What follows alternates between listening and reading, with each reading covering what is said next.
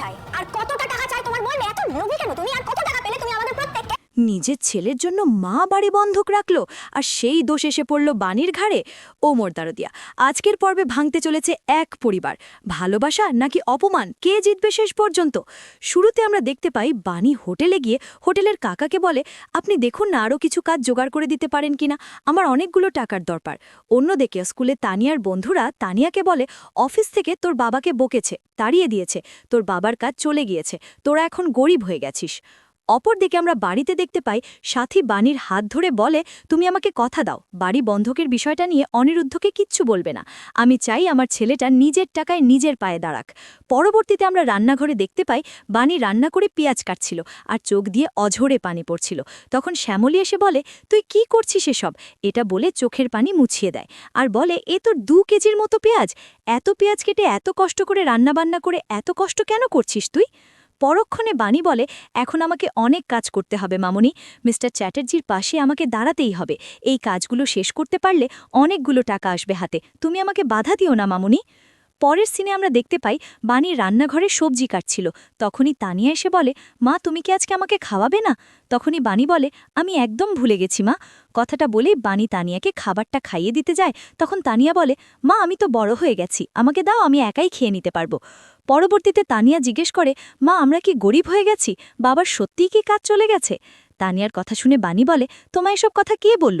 আর তুমি জানো গরিব কাকে বলে? তানিয়া বলে, যাদের কাছে টাকা থাকে না তাদেরকে তো গরিব বলে। পরক্ষণে বাণী বলে, গরিব তাদেরকেই বলে যারা মানুষকে ভালোবাসতে পারে না, যাদের মনের মানুষের জন্য ভালোবাসা থাকে না। তোমার বাবা কি সেরকম?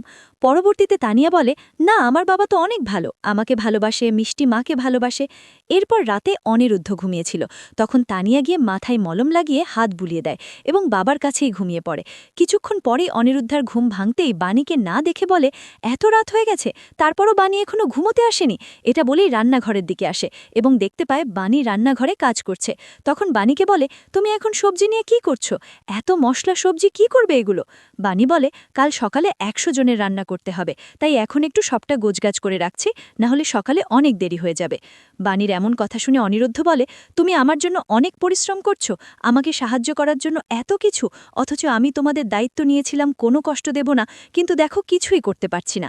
তখন বাণী বলে, আপনি তো বন্ধুত্বের হাত বাড়িয়েছিলেন, তো আমি বন্ধুত্বের জায়গা থেকে এইটুকু সাহায্য করতে পারি না? কথাটা বলেই বাণী অনিরুদ্ধার দিকে অপলকভাবে তাকিয়ে থাকে। পরের সিনে পরের দিন সকালে আমরা রান্নাঘরে দেখতে পাই বাণী রান্না করে খাবার টিফিন বাটিতে আটকে দেয়। এদিকে বাড়িতে ব্যাংক থেকে লোক আসতে মিস্টার চ্যাটার্জি বলে ডেকে ওঠে। তখন সাথী গিয়ে বলে, আমি সমস্ত দলিল প্রস্তুত করে রেখেছি। অপরদিকে বাণী রান্নাঘর থেকে গিয়ে বলে, মাসিমণি আপনি সত্যি সত্যি বাড়ি বন্ধক দেবেন? বাড়ির ভিটে কিন্তু মা লক্ষ্মীর মতো, সেই লক্ষ্মীকে বন্ধক দিলে অমঙ্গল হবে, আপনি একটাবার ভেবে দেখুন মাসিমণি। মিস্টার চ্যাটার্জি যদি জানতে পারে তাহলে খুব কষ্ট পাবে। পরক্ষণে সাথী বলে, আমার থেকে আমার ছেলেকে তুমি ভালো চেনো, আমি চাই আমার ছেলে নিজের টাকায় নিজের ব্যবসা শুরু করুন, তুমি আমাকে আর বাধা দিও না মাসিমণি, আমি সিদ্ধান্ত নিয়েছি। কথাটা বলেই সাথী উকিলের কাছে পেপারগুলো দিয়ে দেয়।